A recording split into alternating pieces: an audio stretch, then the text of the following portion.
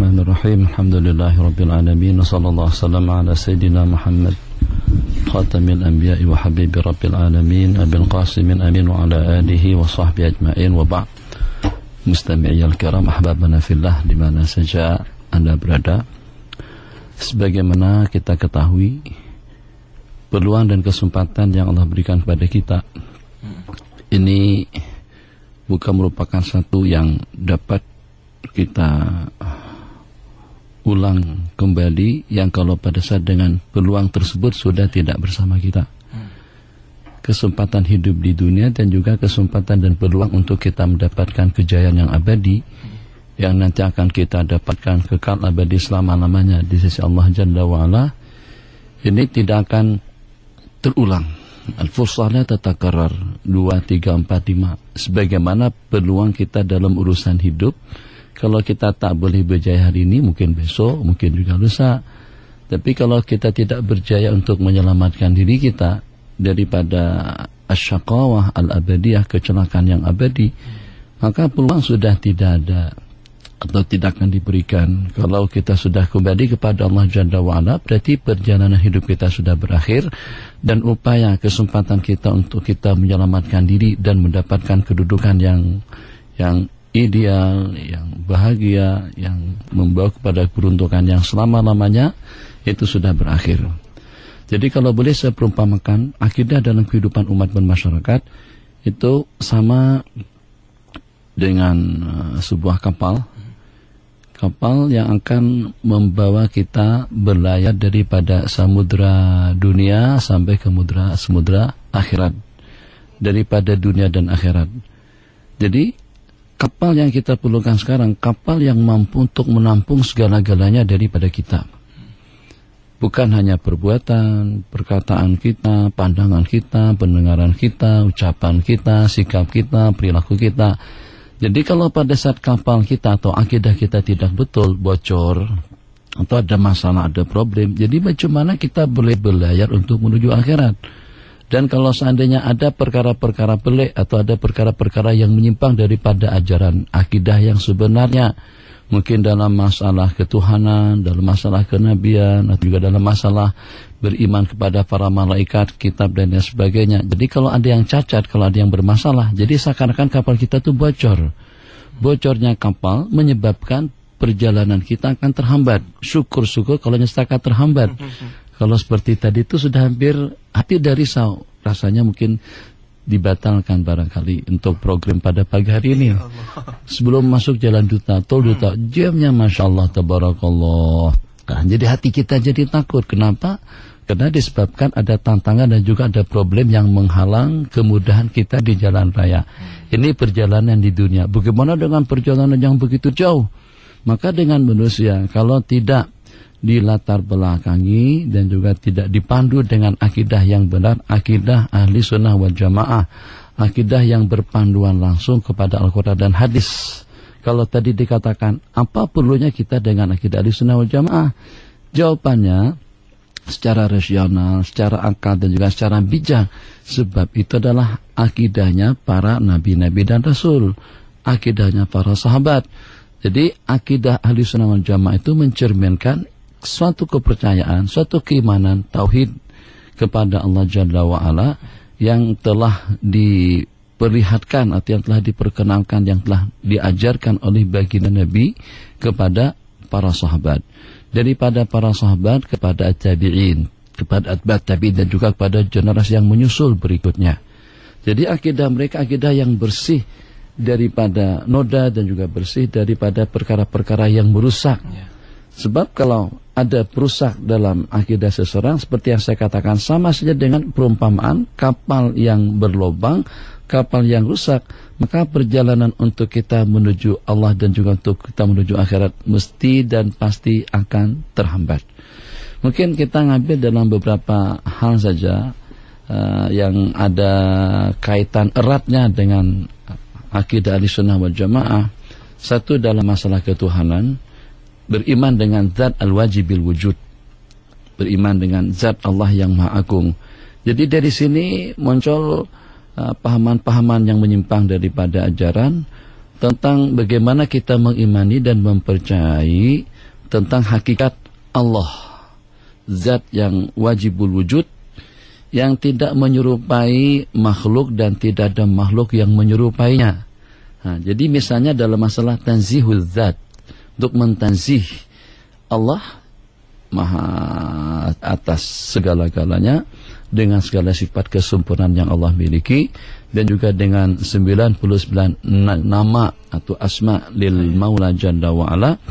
Jadi kalau kita lihat di sini akidah salafun salih, akidah tanzih yang tidak pernah menyerupakan Allah, menyamakan Allah dengan makhluk, dan juga yang tidak pernah menyamakan makhluk dengan zat Allah yang maha agung. Jadi kalau seandainya kita tanyakan bagaimana dengan Allah boleh menyerupai makhluk, sedangkan makhluk itu adalah syai' hadis, suatu perkara yang baru. Yang namanya baru ada permulaan dan juga ada kesudahan, ada perubahan dan lain sebagainya. Baik yang kita sebut dengan arash, yang kita sebut dengan kursi, yang kita sebut dengan apa saja daripada semua makhluk-makhluk yang baru, jelas Allah tidak akan mungkin menyerupai makhluk yang seperti itu. Di samping itulah ciptaan daripada Allah Jalla wa'ala. Jadi mereka-mereka yang mengatakan Allah masih memerlukan arash untuk duduk atau juga bersemayam, atau pada saat Allah diserupakan dengan sifat-sifat makhluk, jadi dengan sifat yang kadang-kadang la ilaha illallah, mungkin bukan hanya dengan hati kecil dan juga dengan pandangan batin, bahkan dengan pandangan akal pemikiran orang yang sehat, itu sudah menolak secara 100% bagaimana dengan zat Allah disamakan dengan makhluk, yang kalau pada saat sebelum adanya makhluk dan juga setelah makhluk ini fana dan hancur ba'da al-qiyamah, ba'da yaumil qiyamah nanti. Jadi kira-kira dengan zat Allah akan bergantung kepada apa kalau masih mengajarkan kepada makhluk? Ini berkenan dengan tanzihul zat. Kemudian berkenan dengan nubuat dan juga dengan Allahumma shalli ala sayyidina Muhammad, dengan beriman kepada hari kiamat. Jadi dengan nubuat misalnya dengan masalah kenabian, beriman dengan para nabi-nabi dan rasul, dan juga dengan para nabi-nabi dan rasul, masing satu persatu daripada para nabi-nabi dan rasul mempunyai atba'. Kita dalam akidah Ahlussunnah wal Jamaah beriman bahwasanya afdalu ar-rusul itu adalah Sayyidina Rasulullah, wa afdalu as-sahabah adalah Sayyidina Abi Bakr As-Siddiq radhiyallahu ta'ala anhu. Daripada beberapa ungkapan hadis, dan juga atas dasar kita wajib beriman dengan Allah dan dengan Rasul, dengan para malaikat, dengan kitab, dan juga dengan qadar dan qadar, dan juga beriman dengan hari pembalasan. Jadi daripada 6 rukun iman yang disebutkan tadi itu, beriman dengan para nabi-nabi dan rasul, dengan baginda nabi, iman kita dengan baginda, mengimani bahwasanya beliau sebagai utusan Allah Jalla wa'ala, dan mengimani dengan segala ucapan perkataan yang Nabi kita sampaikan, wa ma yantiqu 'anil hawa in huwa illa wahyu yuha. Di antara daripada ucapan atau hadis-hadis yang Nabi kita riwayatkan yang mendapatkan sokongan daripada ayat-ayat suci Al-Quranul Karim, ini tentang para sahabat. Dan juga tentang kedudukan al-a'imah yang mungkin kita banyak beda pandangan dan banyak beda pendapat dengan Syiah tentang sahabat, tentang Al-Quran, tentang imam-imam yang daripada Ahlul Bait, imam 12. Nah, jadi misalnya kalau dengan para sahabat, mereka telah mendapatkan sanjungan dan penghormatan daripada Al-Quran, disanjung dan dipuji. Takkan Allah memuji dan menyanjung satu kumpulan umat yang bersama baginda Nabi pada saat Al-Quran atau Allah tidak mengetahui apa yang akan mereka lakukan nanti setelah Nabi kita wafat, sebagaimana dikatakan oleh Syiah. Jadi menyimpang daripada ajaran daripada sudut itu, satu, pemikiran, pandangan dan akidah yang bercanggah dengan pedoman Al-Quran. Kemudian yang kedua, dengan hadis-hadis Rasulullah SAW yang mewajibkan kepada kita untuk kita mencintai, untuk kita memuliakan, untuk kita mengagumi, atau juga memberikan penghormatan dan penghargaan yang sewajarnya kepada ashabu Rasulullah SAW. Jadi ini daripada dua sudut yang kita bicarakan tadi, tanzih zat Allah yang maha agung, dan mahabbah kita kepada para sahabat, hormat dan ta'zim kita kepada mereka semuanya dengan tidak mengecualikan, tanpa ada pengecualian, dengan urutan martabat mereka bermula daripada Sayyiduna Abi Bakr As-Siddiq radhiyallahu ta'ala anhu sampai kepada sigharus sahabah. Afdalus sahabati alal itlaq, kumpulan yang pertama al-khulafaur rasyidun, kemudian baqiyatul asyar al-mubasysyirina bil jannah. Begitu mungkin akidah dan juga keyakinan yang tertanam di dalam jiwa raga masyarakat atau umat sejak daripada ahdus sahabat sampai pada generasi yang berikutnya. Sebagaimana kita ketahui, kita tidak pernah mendengar ada ungkapan kata-kata daripada salafun saleh yang membenci para sahabat Nabi, sebab mereka mengetahui dan juga meyakini bahwasanya dengan perantaraan sahabatlah sampainya segala-gala dan bersambungnya segala-gala kepada generasi yang menyusul. Saya ulang kembali dengan topik pembicaraan yang kita bicarakan, kenapa harus kita berpegang teguh dengan akidah Ahlussunnah wal Jamaah yang berpedoman kepada 6 rukun iman tadi itu? Sebab itu adalah akidahnya para sahabat, akidahnya salafun saleh, dan yang diasuh kuat oleh 2 orang tokoh besar. Yang pertama dengan Imam Al-Asy'ari, Abul Hasan Al-Asy'ari, dan yang kedua dengan Abul Hasan Al-Mutridi, Abu Mansur Al-Mutridi rahimahullahu ta'ala. Jadi kalau kita membaca jawaban dan keterangan daripada Imam Ibnu Taimiyah sendiri saat ketika beliau ditanya tentang siapakah yang dimaksud dengan kumpulan Ahlussunnah wal Jamaah, ternyata justru dengan beliau sendiri mengatakan itu adalah pengikutnya Al-Imam Al-Asy'ari dan juga dengan Imam Al-Mutridi.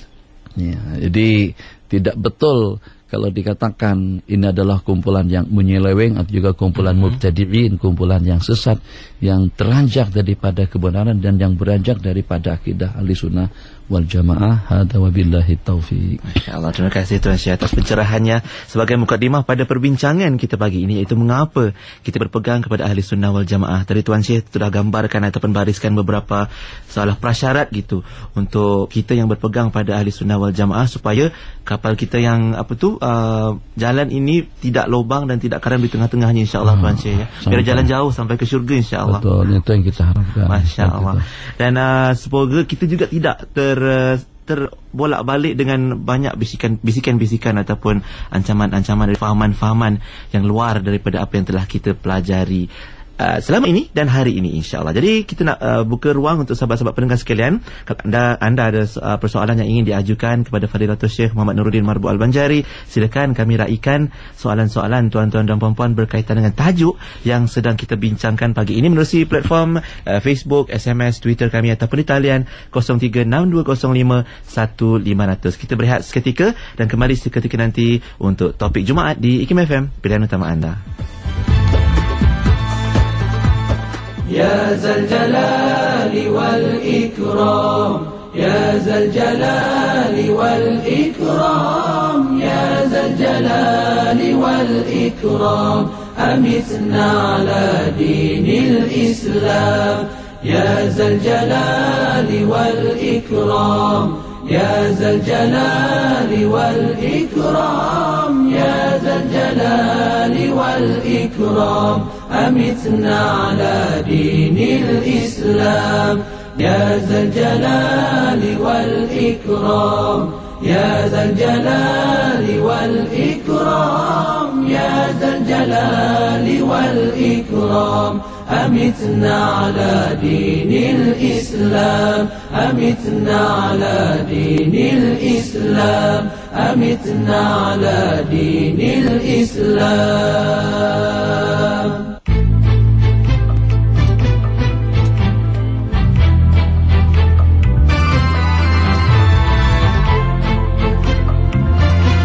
IKIM FM, pilihan utama anda untuk topik Jumaat pagi ini, mengapa kita berpegang pada Ahlussunnah wal Jamaah dan bagaimana caranya untuk menguatkan lagi pegangan kita itu.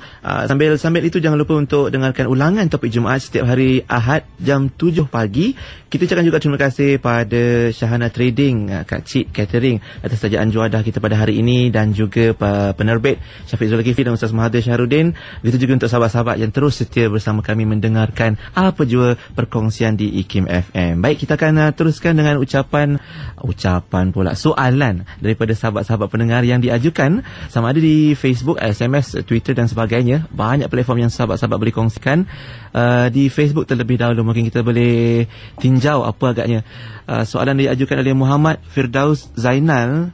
Assalamualaikum Tuan Syekh, tanya beliau nak tanya kenapa Syiah masih belum atau tidak diisytihar perang habis-habisan. Malah kata beliau, ia semakin membesar dan semakin ramai pengikutnya. Walhal juga ia adalah satu fahaman ataupun satu ajaran yang sesat. Adakah kerana mereka itu juga berpegang pada Allah itu Tuhan mereka yang satu? Mungkin Tuan Syekh boleh bagi penjelasan di situ, silakan. Jadi pertanyaannya jelas, tapi dengan jawabannya ini memerlukan waktu yang panjang dan juga memerlukan mukadimah. Tapi secara globalnya, kenapa dengan Syiah berkembang begitu pesat dalam dunia Islam dewasa ini? Jadi yang walaupun paham ini sebagaimana kita ketahui sejak daripada abad yang pertama sampai pada detik kita sekarang. Ya, yang walaupun kalau di segi perbandingan perkembangan ahli sunnah wal jamaah dan juga dengan akidah atau dengan pahaman-pahaman yang menyimpang daripada ajaran yang sebenarnya itu tidak sebesar perkembangan ahli sunnah wal jamaah, tapi bagaimanapun mereka tetap dapat bertahan sampai kepada detik kita sekarang. Bahkan kalau dahulu insya Allah lah boleh kita pastikan paling tidak dalam 97% kalau tidak 100% di Nusantara kita tidak mengenali istilah pahaman Syiah. Kalau ada tuh paling individu saja. Jadi tidak sebagaimana dengan perkembangannya di zaman kita sekarang dengan perkembangan yang cukup pesat. Sebab dia memang banyak daya tarikan yang barangkali pada saat dengan kita beramal dengan pahaman ahli sunnah dari sudut akidah, dari sudut amalan dan juga daripada berbagai aspek lainnya, itu seakan-akan merupakan satu perkara lama, seakan tren lama yang hati sudah tidak terlalu rasa terpanggil. Jadi tabiat daripada manusia itu sangat-sangat menyukai tiap satu perkara yang baru. Maka pada saat tampil pahaman yang agak ekstrim, pahaman yang agak melampau, atau juga pada saat munculnya pahaman Syiah di masyarakat, jadi anak-anak remaja kalau dengan style lama mereka tuh mereka sudah pernah tahu ya seperti itulah keadaannya. Tapi pada saat ada dengan salat katanya boleh dijamak, doa dasar, atau kalau sebelum kita berangkat kita jamak dulu. Tidak seperti dengan gaya dahulu. Dulu kita boleh jamak kalau pada waktu kita musafir, kalau pada waktu kita sakit, atau waktu hujan turun. Ini belum lagi berangkat karena dia tahu nanti jam, maka dia buat sembahyang doa asar secara jamak takdim, ikut pandangan Syiah. Ini agak keren, agak menarik. Begitu juga pahaman tentang dulu-dulu kita kalau kesentuh perempuan batal wudu kita, wudu lagi, seperti itu. Ada satu pahaman, sebenarnya itu bukan satu pahaman baru, tapi masyarakat kita kena baru saja buka mata adanya perbedaan-perbedaan yang semacam itu. Begitu ada tak payah sapu muka, atau tak payah berdoa selepas sembahyang, tak payah talqin, tak payah kunut, tak payah tahlil. Wah, ini lumayan juga, senang. Sebab mana kita punya peluang waktu yang lebih banyak untuk kita gunakan buat keperluan-keperluan yang kita perlukan. Jadi ini mengundang perhatian dan keinginan daripada generasi muda. Kalau stay orang-orang lama selepas sembahyang berwirid, subhanallah, alhamdulillah, Allah akbar, doa panjang sekali. Sedangkan dia bukan dikejar waktu, tapi pengen relaks, santai, nonton. Apalagi dalam dunia Facebook, dunia internet, segala macam sekarang. Kalau ikut pendapat Salafi dengan Wahabi, baca Yasin malam Jumat itu bid'ah. Kan maknanya satu kali baca Yasin 15 menit. Saya orang tua bacanya sampai setengah jam. Yasin wal Qur'anil Hakim. Tambah dengan doanya. Habis antara maghrib dengan isya.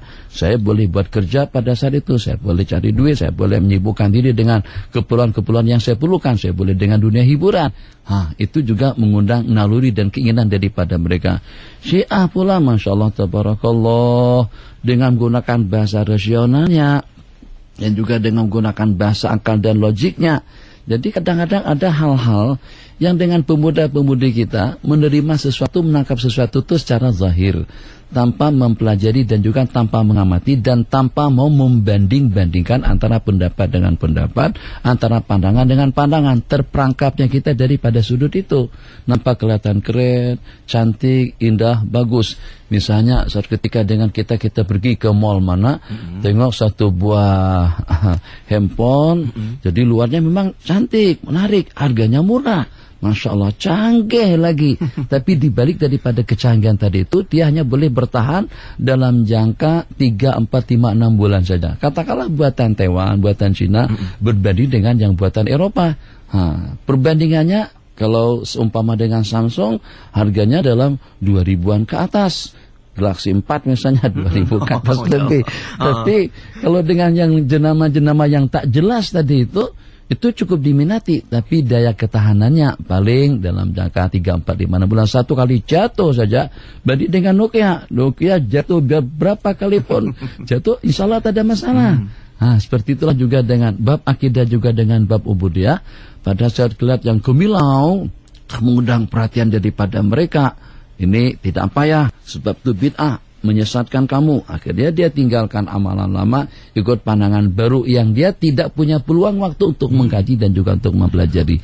Begitu juga dalam pahaman akidah Syiah yang disebutkan tadi itu, ada mut'ahnya, Masya Allah, tabarakallah. Takkan kita dengan istri kita seumur hidup terus-terusan saja. Kan kita dalam masalah nasi kerabu pun kadang-kadang nasi kerabu yang hak Kelantan bagaimana? Ada juga daerah-daerah lain buat nasi kerabu. Namanya sama, tapi rasa tidak sama. Naluri manusia ingin perpindahan, pertukaran. Yang walaupun jenisnya sama, sana ada nasi lemak, beda. Anta tak pernah makan nasi lemak semacam tu, tahu memang Kedah dikenal dengan nasi lemaknya. Itu lebih sedap lagi daripada nasi lemaknya Kedah. Jadi orang yang sifatnya zawakan sebagaimana Nabi kita sebutkan, yang senantiasa menceraikan istri hanya semata-mata untuk menikmati dan juga merasakan perbedaan antara satu dengan yang lain, mendapatkan tawaran istimewa macam tu. Kalau saya nikah ikut panduan ahli sunnah wal jamaah, nikah berarti untuk seumur hidup, kecuali terpisah dengan talak dan khulu'. Sementara kalau ikut Syiah, boleh nikah kontrak, seminggu dengan yang itu, minggu depan dengan yang lain lagi, minggu depan boleh lagi rubah dengan yang lain. Macam mana tidak terpancing? Sembahyang Jumat tidak perlu, hari Jumat macam-macam aktiviti, senam aerobiknya kadang-kadang pun juga hari Jumat.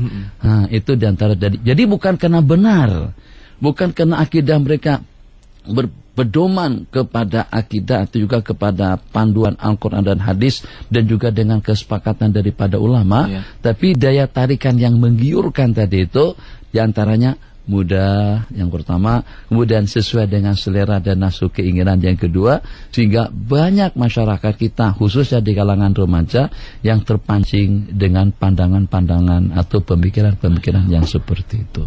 Karena itulah berkembang pesatnya akidah Syiah dan juga pandangan Salafi di negara kita. Hada wabillahi taufik. Insyaallah. Terima kasih Tuan Syekh atas pencerahannya. Kadang-kadang kita ini cuma mahu mencari apa yang kita mahu, kita tak cari apa yang kita perlu. Kan cari yang mudah, yang ringkas dan sebagainya. Masya-Allah. Baik, kita akan teruskan dengan soalan daripada sahabat pendengar untuk diajukan kepada Fadilatul Syekh berkenaan dengan tajuk kita hari ini, iaitu mengapa kita berpegang kepada Ahli Sunnah wal Jamaah. Yang pertama dari Kota Baru, Encik Ahmad. Silakan Encik Ahmad. Okey, saya Encik Ahmad daripada Kota Baru Kelantan. Ingin bertanyakan sedikit soalan lah. Dalam masalah keberjatan pegangan umat Islam sama ini, yang mana kita tahu ada pertentangan antara golongan Syiah dengan Sunni, yang mana kita juga dibenjeri dengan golongan Syiah, iaitu boleh belajar daripada Iran ataupun Iraq.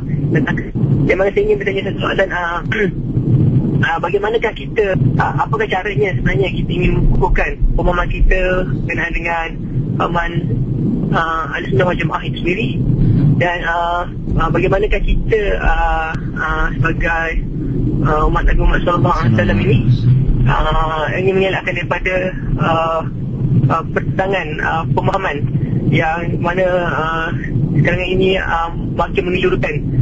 Tak kira sama ada anak muda, golongan yang pertengahan ataupun yang dah terlalu berpengalaman, atau orang-orang yang kat sini. Terima kasih Cik Ahmad. Macam mana kita nak kuatkan pegangan kita supaya dapat mendepani ancaman-ancaman yang lain, Tuan Syekh? Mungkin kalau boleh kita kumpulkan soalan dahulu. Satu lagi soalan daripada sahabat kita, Encik Ahmad dari Sungai Petani. Silakan Encik Ahmad. Assalamualaikum Tuan Syekh. Saya nak tanya satu soalan berkenaan soalan bid'ah ya. Saya nak tahu maksudnya keterangan lebih lanjut lah, bid'ah yang dibolehkan dan bid'ah yang kiranya haram dan tidak diakui, dan adakah kalau kita ni melakukan perkara-perkara bid'ah, melanggar prasyarat atau melanggar maksudnya orang-orang syarat-syarat pengikut ahli sunnah wal jamaah. Baik, terima kasih Cik Ahmad. Assalamualaikum warahmatullahi wabarakatuh. Silakan Tuan Syekh, mungkin ada jawapan-jawapan pencerahannya. Bismillahirrahmanirrahim. Sallallahu alaihi wasallam Muhammad wa ba'. Yang pertama Cik Ahmad yang ada di Kota Baru itu berkenaan dengan Syiah, yang kalau di tempat kita itu kita boleh pastikan Syiah yang ada di negara kita dipengaruhi dengan pahaman Syiah yang ada di Iran dan juga yang ada di Irak atau yang ada di seluruh dunia. Jadi bagaimana untuk kita memperisai dan juga untuk kita membackup masyarakat kita daripada pahaman-pahaman yang telah ditaburkan, telah disebarkan sama mereka. Jadi kita kembali kepada asal prinsip dalam kehidupan umat beragama yang dengan segala-galanya itu dimulai dengan pendidikan yang benar, dimulai dengan Iqra bismi rabbikal ladzi khalaq. Jadi dengan kita sudah ada kesepahaman, ada satu kesamaan pendapat, baik kita mereka itu dengan sesiapa saja. Dan ini senantiasa disebut-sebut dan juga senantiasa diceramahkan oleh sesiapa saja yang berbicara tentang agama. Kita harus kembali kepada Al-Quran dan Hadis, al-i'tisam bil kitabi was sunnah.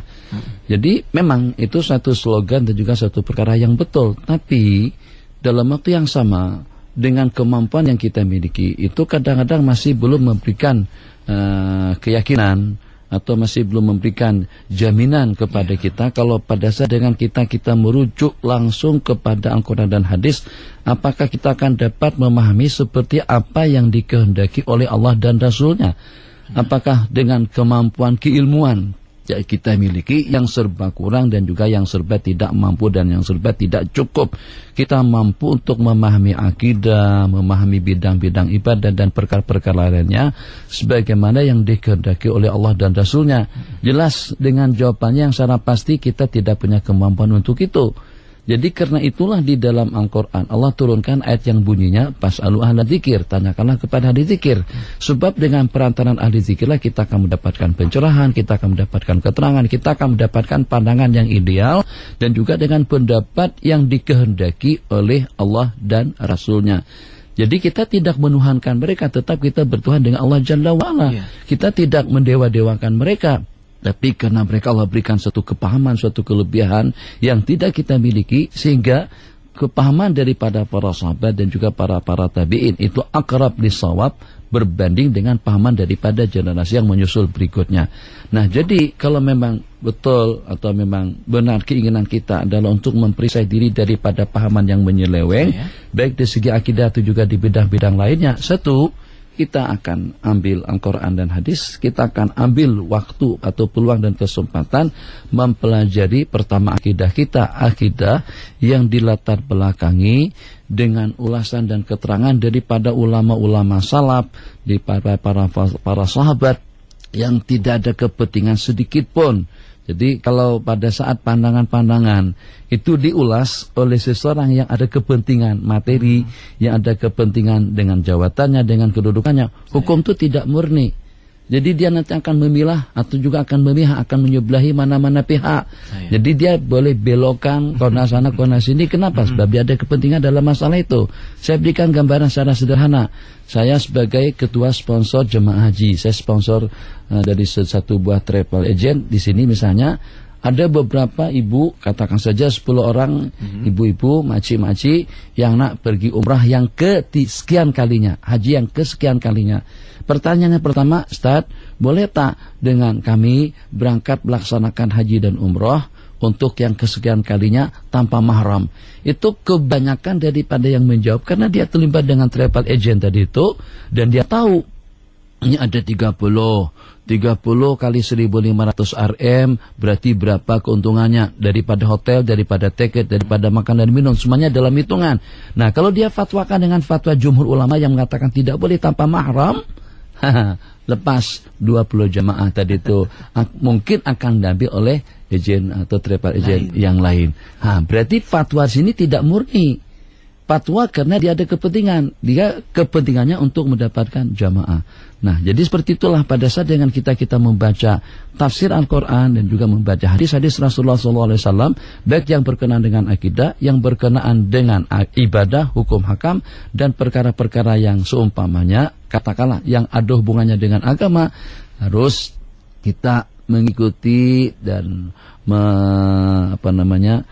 berpandu kepada pahaman ulil albab, ashabil uqul, ahli zikir. Sebab dengan perantaran pahaman mereka lah, kita tidak mengatakan secara 100%, tapi insya Allah dalam 90% ke atas itu lebih mendekati apa yang dikehendaki oleh Allah dan Rasulnya. Dan kalau tersalah pun tetap mereka yang berikhtiar akan mendapatkan ganjaran pahala di sisi Allah. Jadi jawaban yang secara ringkas, untuk membackup diri daripada Syiah Iran, Syiah Irak, dan Syiah-Syiah yang ada di Timur Tengah dewasa ini yang berkembang pesat pahaman mereka di negara kita, belajar mengaji. Kita ambil satu buah kitab akidah, Aqidatul Awam, kitab akidah yang ditulis oleh Syekh Abdullah Al-Haddad di dalam kitab Nasaih Diniyah, atau akidah Imam Ghazali. Banyak lagi akidah-akidah yang mudah kita pelajari tanpa harus dengan kita mempelajari akidah yang terbaur dengan falsafat yang sehingga kadang-kadang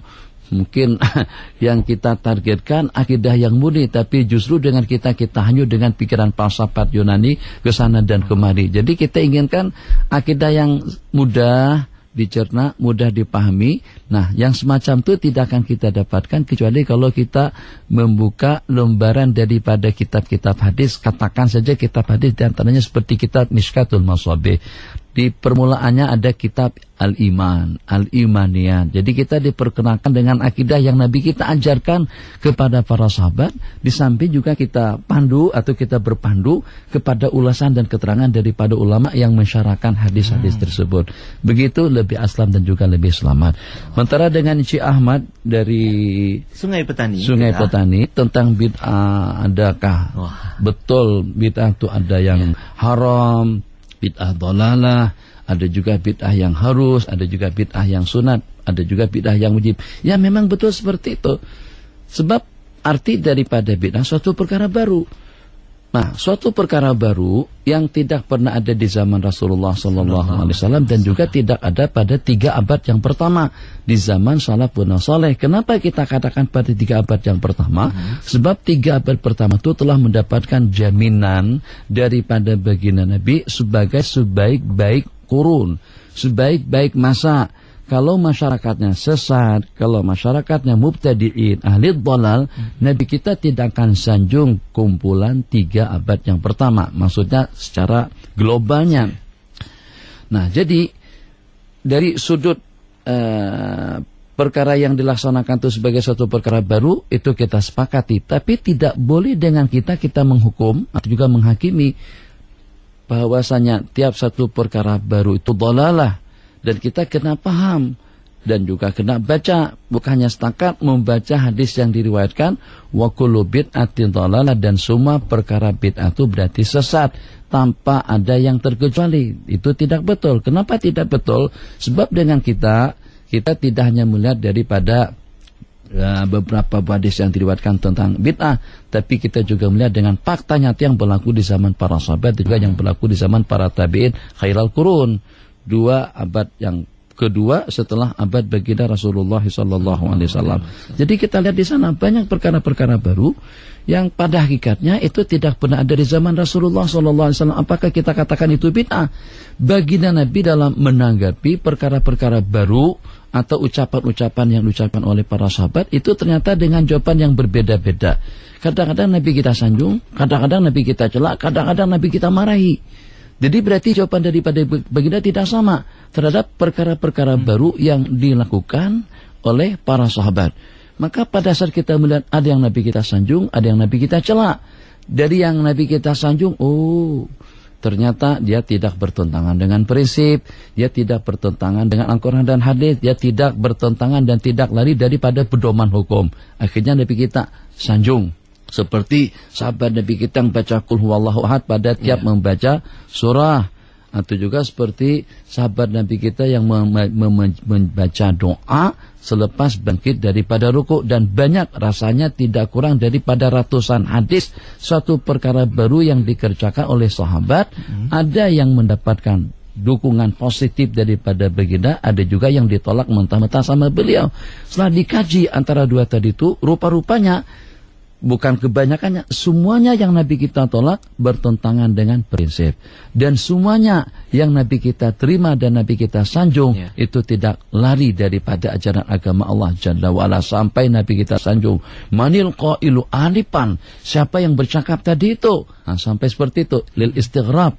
Setelah dia mengaku, Nabi kita ceritakan, aku melihat lebih daripada 30 para malaikat berlomba-lomba untuk mendapatkan kehormatan, membawa dan mengangkat kata-kata tadi itu kepada Allah Jalla wa'ala. Jadi daripada baginda tadi itu dapat kita pahami, hadis tiap bid'ah itu adalah sesat, berarti tidak semuanya. Ada bid'ah yang sifatnya wajib. Mana ada pondok pesantren di zaman Rasulullah, mana ada sekolah-sekolah kerajaan atau juga sekolah swasta di zaman Rasulullah. Itu tidak ada. Atau juga dengan rumah warga emas. Contohnya. Contohnya saja. Itu diantara daripada bid'ah yang wajib di zaman kita sekarang. Tidak pernah ada di zaman mereka. Apakah kita katakan hukumnya haram? Pertama, menyediakan rumah, asrama, sekolah, pondok-pondok pesantren, yang ada di sana sini, itu satu perkara yang bagus, suatu sikap atau juga suatu usaha yang dengan kita diberikan tumpuan untuk mengaji, untuk belajar, memang betul-betul dengan pensyarahnya lengkap, komplit, cukup, segala keperluannya lengkap, komplit, dan cukup. Maka dengan kemudahan-kemudahan yang telah diberikan daripada pihak sekolah, mak, dan lain sebagainya, akan lebih memudahkan kita untuk kita mengaji. Berbanding zaman dahulu, kita kena pergi ke Indo atau kena pergi ke Kupang, kena pergi ke Basra, pergi ke mana untuk mengejar guru-guru. Sekarang gurunya dikumpulkan di satu tempat. Bid'ah itu satu perkara bid'ah, tapi dia elok dan bagus. Seperti sanjungan dan pujian daripada Sayyidina Umar, ni'matil bid'atu hadihi, terhadap salat tarawih yang dikerjakan secara berjamaah dengan satu orang imam, yang sebelumnya imamnya ramai. Satu imam, 3, 4, 5, 6 orang, kelompok sana, kelompok di sini. Bacaan pun juga saling mengganggu. Setelah dikumpulkan dengan satu orang imam dan dikerjakan secara berjamaah, ini satu perkara bid'ah yang Nabi kita tidak pernah lakukan, tapi beliau sanjung. Ni'matil bid'atu hadir, nikmatnya, cantiknya, indahnya perkara baru ini. Nah, dari sana kata ulama, bid'ah terbagi kepada 5 hukum atau 5 perkara. Ada yang sifatnya wajib, ada yang sifatnya sunnah, ada yang sifatnya makruh, ada yang sifatnya haram. Yang mana yang haram, yang mana yang makruh, yang bercanggah dengan hukum hakam, yang lari daripada prinsip ma laisa minhu, yang tidak termasuk dalam ajaran dan juga dalam pedoman agama. Maka dengan demikian dada kita ini jadi lapang untuk menerima perkara-perkara baru yang tidak bertentangan dengan prinsip.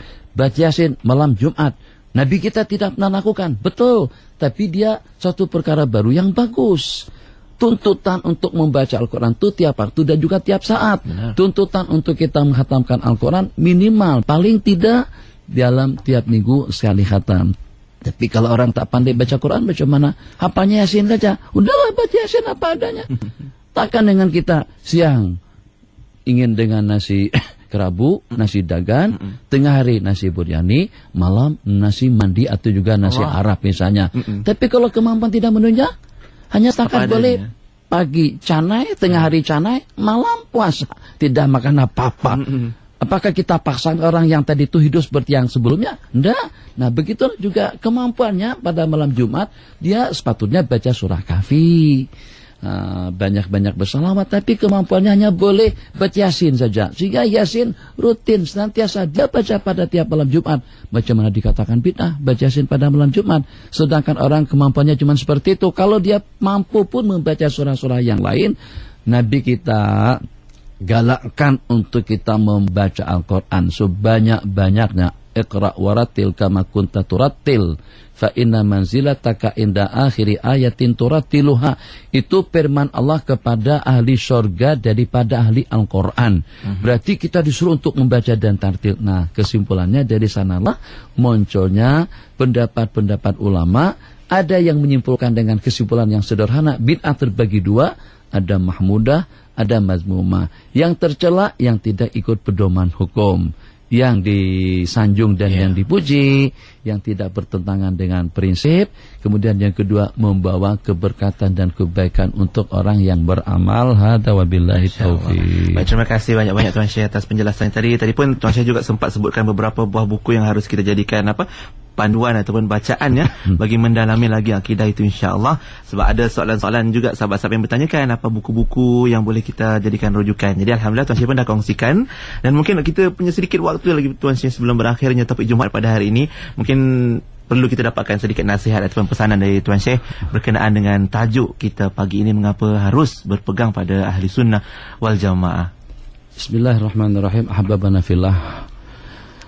Dia untuk mengamati dan juga untuk kita memahami bidang apa saja dalam kehidupan, mesti dengan kita akan mengkaji, mengaji dan mempelajari daripada orang-orang yang memang itu adalah bidang mereka. Ini secara logiknya seperti itu. Jadi kalau memang teknologi peralatan yang kita gunakan sekarang dikebanyakannya daripada Jepun, kita akan belajar dengan orang Jepun. Kalau kebanyakannya daripada Amerika, kita akan ke Amerika. Begitulah dengan hal-hal atau juga dengan bidang-bidang lainnya. Jadi di antara daripada asbab kenapa pahaman menyerap dan masuk ke dalam kehidupan umat beragama, pahaman yang tidak dapat diberikan jaminan atau yang tidak pasti kebenarannya. Sebab yang pertama dengan kita ingin mudah, ingin yang santai, ingin yang relax, melalui Facebook, melalui YouTube, melalui internet. Jadi ngajinya santai. Jadi kita jarang-jarang mau bertalaki, jarang-jarang kita mau mengorbankan waktu. Tapi kalau untuk urusan bisnis, kalau sampai ke Asia Tenggara, sampai ke Timur Tengah, sampai ke mana-mana pun kita kejar. Kalau memang harus kita terbang sampai sekian jam, kita pergi.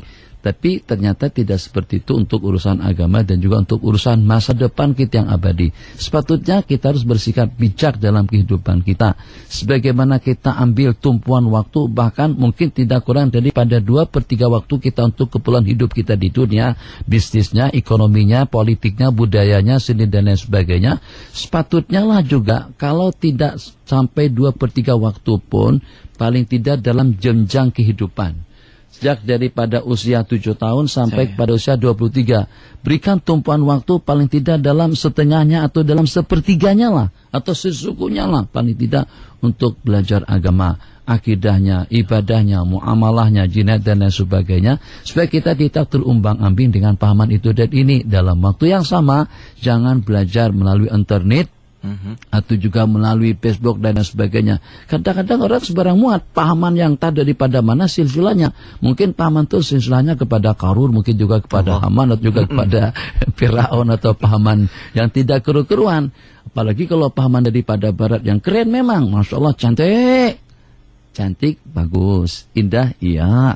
Tapi juga ma'munul akibah, yang terjamin keselamatannya. Dan itu tidak akan mungkin kecuali kalau kita kembali membudayakan tradisi lama, belajar, bertalaki dengan ulama dan juga dengan guru-guru dan juga dengan ustadz-ustadz yang memang berwawasan dan berkemampuan dan yang menguasai bidangnya masing-masing. Ini jadi pilot, berikutnya jadi mufti. Mana boleh. Pilot tuh bawa pesawat, bawa terbangkan, terserah mau berapa ribu jam. Itu kan yang saya dengar diantaranya. Nah itu tidak betul. Ya boleh-boleh saja, bukan tidak boleh. Tapi tidaklah sepenuhnya dengan kita berserah diri kepada orang yang tidak spesialis. Untuk urusan agama mungkin itu saja. Kembali kepada ayat fas'alu ahla zikir in kuntum la ta'lamun. Hadza wabillahi taufiq wal afu minkum. Terima kasih.